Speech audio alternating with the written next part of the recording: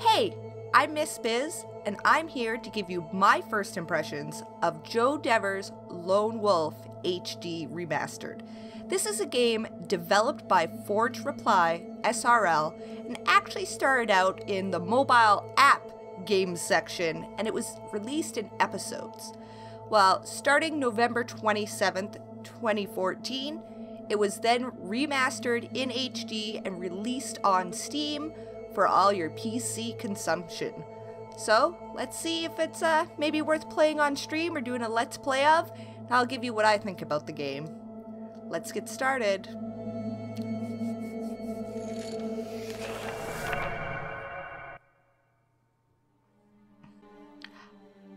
Getting into the game, you'll notice that you can write your story, extras, options, and of course exit the game. So before we do anything, I always check out the options available to me in new games. Here we have game settings, where you can display tooltips or damage, and to keep in mind you will be fighting in this game, I'm keeping damage on. Action event, you can use mouse or keyboard, I'm not quite sure which one I prefer yet. Change the font, change the language. Video settings. We have your usual resolution, full screen, and because there is some action in this game, although it's a little bit time-based, you do have some graphic options. So feel free to put these to whatever you want. Then you also, of course, have your audio settings, which are your basic volumes, and if you want a little bit of reverb or not. Keybindings is always important in a PC game, and as you can see here, you can change pretty much every single button that you're actually going to touch during this game to whatever is most comfortable for you. Lone Wolf is actually a storybook game, so you need to probably be into stories for this one, but it does actually take in some elements of RPG and turn-based combat. We're going to go ahead and start a brand new game. We'll write our story. You select that you want to play a new game. Of course, you have difficulty settings. Because I'm not so great at this game, I'm going to put it on easy, but unfortunately that means I can't get any special items.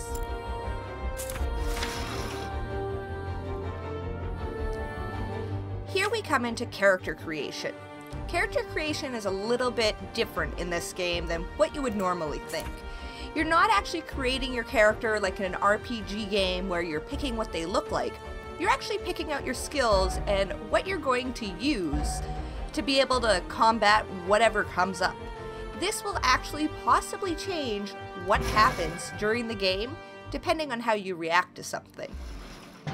You'll also notice that as I'm choosing things to create my character, it's actually helping write the background for my personal story in this book. The choices you make now will affect the story because you're only going to have certain options, so it depends on what you've mastered and chose at the beginning on how you can move ahead in the story. There's some really nice hand-drawn graphics in this game, and you'll even notice that a lot of them have movement and it makes them come to life a lot better.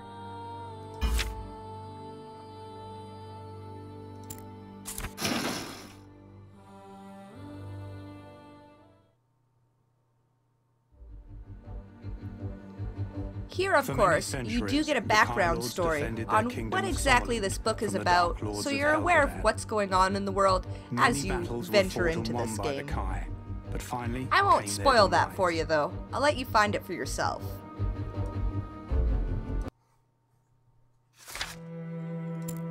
One thing I did notice is that throughout the game, there is tips and tutorials on absolutely everything that you will need to do, which I really like because I'm not very good at actually figuring out the game for myself. I like to be told how to do things, so I don't spend half the game at a disadvantage because I didn't know I could do something.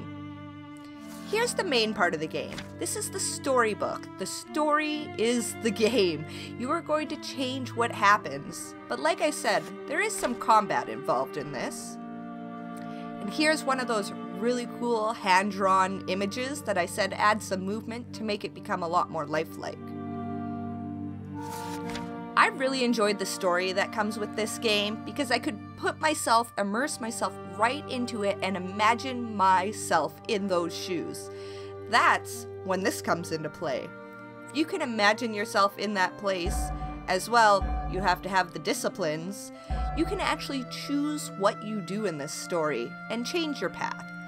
As far as I could tell, it really does change what happens in the story, but I don't know to what extent as I haven't played through the full game. There is a lot of reading in this game because it is mostly based on the story and how you're going to create the story. I probably would have enjoyed if the story was narrated, but it's still a nice story and a game you can really get yourself into. And that's why I see myself playing this on my mobile phone, is because it's something I could play on a long road trip where you don't want all the noises, but you want something you can just sit back, relax, and enjoy.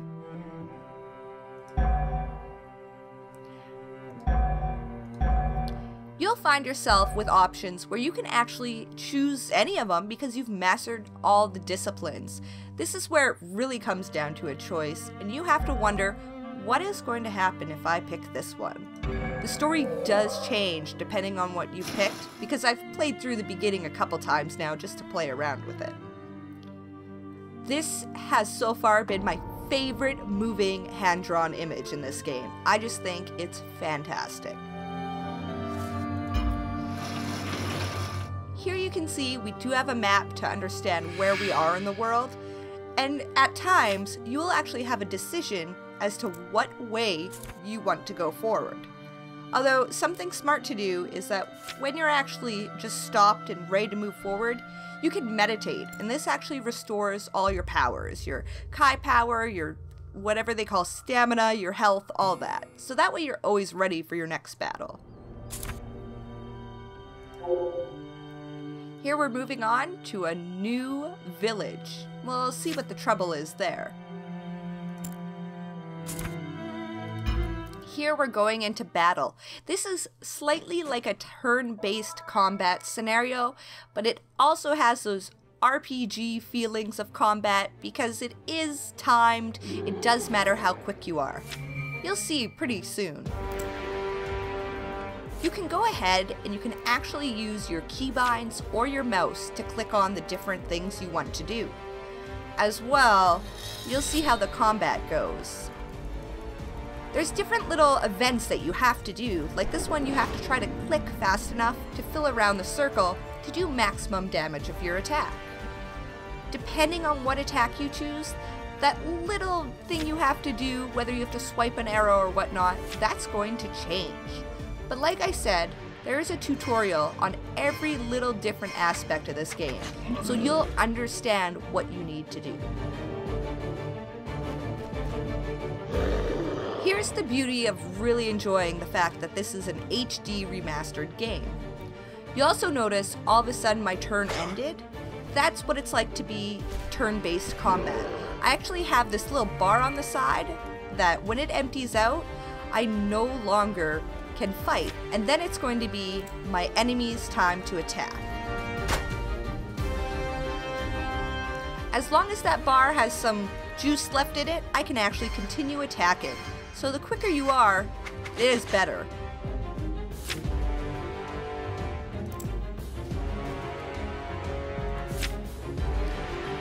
Here you can see some more mechanics in the fight, where you actually have to do different things. You might have to spin an arrow.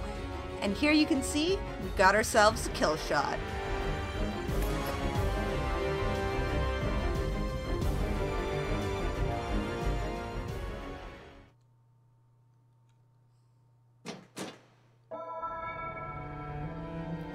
Of course, in every good game, after you win a battle, there's always loot to be had.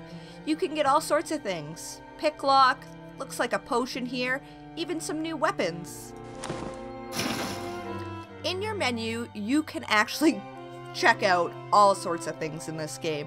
I'm actually going to go through all of them because I feel all of these are very important to show you. Like an RPG game, or a lot of games, you do have a character sheet that does tell you what all your stats are at. And this game actually listens and pays attention to what abilities you use during the book portion to make decisions, so that when you level up, it will smartly level up the things that will help you, knowing what you tend to do in different scenarios.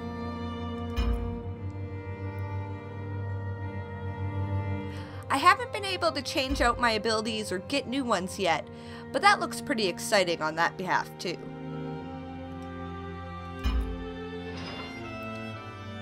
Of course, you can take a look at what your character looks like. From what I can tell, your character always looks the same, they just change out what weapon they're holding. Here we have a map. You can actually look at a larger version of the world map so you can see more of where everything is or where you've been.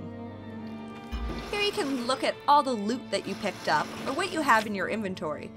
This is actually where you can change out what type of throwing weapons you use or what types of potions you want on your belt so you can grab them quickly during battle.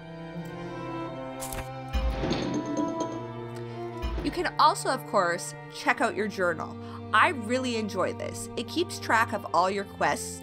As well, something I love even more is that it actually keeps track of everything you come into contact with. So any notable people that you meet, it will go through the story of whatever happened to them and if they're good or bad, as well as animals that you meet to tell you more about them so that you know what their tendencies are, what their weaknesses are, or just learn about them because it's all part of the story you're in.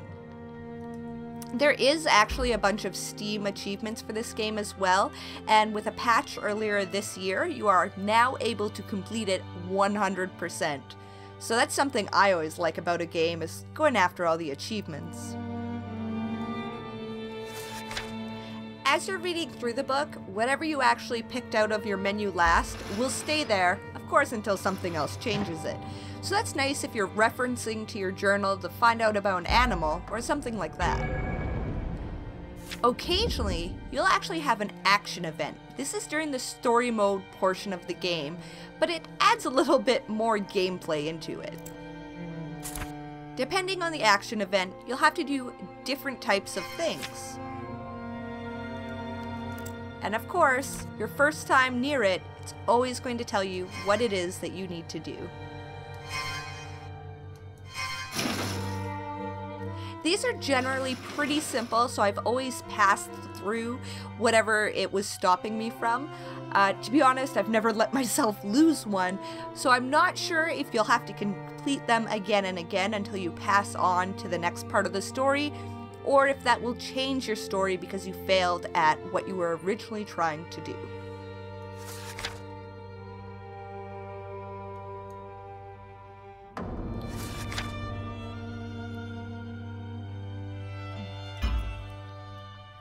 I find that you really will need to enjoy a good story in order to enjoy this game. There's a lot of reading, and that's really what you're putting together is your book about your journey. Although there are some pretty nice battle scenes, as you can see. You can later on get a lot more comfortable with what you're doing, and you'll find the battles a little bit easier, but I've yet to hit a boss.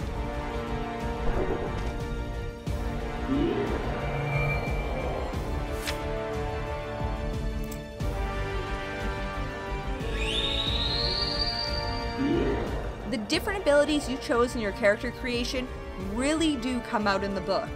Here, I just summoned an animal to attack the mob for me.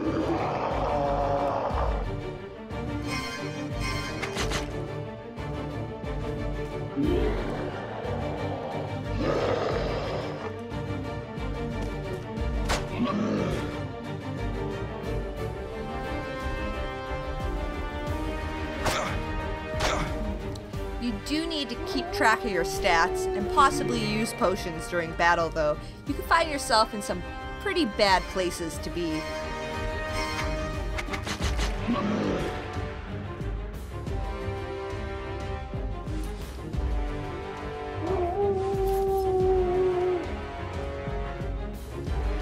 I really love how it brings you in and out of those 3D scenes where it brings up the drawing that slowly melds into the 3D scene.